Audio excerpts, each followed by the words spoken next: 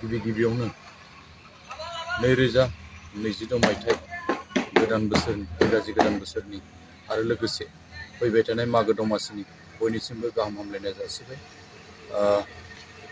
जे फैबाय थानाय 2022 मायथाइनि 4 जानुवारि गाबोन सिमेन्ट दख'रा दुलाराय बर' फरायसा आफादनि 35थि बोसोरारि थान्दै जख'न्थाइ बेखौ महनपुर 1 नं महनपुर आरो 2 नं महनपुर 3 नं महनपुर लोगोसे माजगाव कसारी आरो लोगोसे सुमापारा बिथांमोननि मददजों गाबोन जोंनि बे सिमेन्ट दख'रा दुलाराय बर' फरायसा आफादनि बोसोरारि थान्दै जख'न्थाइ बेखौ खुंनो थामथिम खालामनाय जादों।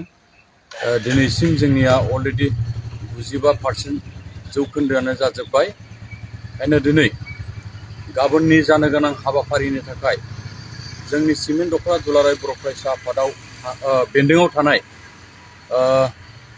जेसे बर' गामि दङ, जों दिनै बे खौरां बिजोंनि गेजेरजों फोरमायहरनो सानदोंदि जे गाबोननि हाबाफारियाव जे जोंनि लाइमोनफोर आरो लोगोसे सांग्रां गामि दैदेनगिरि बिथांमोनखौ जोंनि बे मेलाव खोब मैखोमै बाहागो लाफैनो थाखाय गुरै खावलायनाय जाबाय।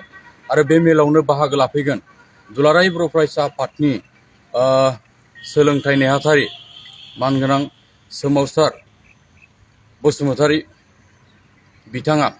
बेनिखायनो जोंनि बे ओनसोलनि लाइमोन एबा फरायसाफोरखौ मैखोमै बाहागो लानानै जे सारनि जे बिथांनि माखासे जे लाइमोनफोरनि जिउ राहा लामा दानायाव बा लाइमोनफोरा माबायदि जानांगौ बिनि सायाव माखासे जोंनो बोसोन होफैगोन। बैफोरबायदि खाबुखौ जोंनि बे ओनसोलनि लाइमोनफोरखौ बाहागो लानानै खाबुखौ लाफैनो थाखाय जों सिमेन्ट दख'रा दुलाराय बर' फरायसा आफादनिफ्राय गुरै खावलायनाय जाबाय जे गाबोन जोंना आरो मोनसे हाबाफारि दंबावो। जोंनि बे ओनसोलाव थानाय गुदि फरायसालिनि फरायसाफोरखौ जे खन्थाइ आवरायनाय बादायलायनाय बिथांमोनखौ जों होनाय जादों। थि सम होखानाय दङ। बै सम बायदियै जोंनि फोरोंगिरि गुदि फरायसालिनि फोरोंगिरि बिथांमोनखौ फरायसाफोरखौ लानानै फैनानै बे जोंनि बादायलायनाय होनाय बे खाबुखौ फरायसाफोरनो होफैयो। बेखौबो आं गुरै खावलायफाबाय।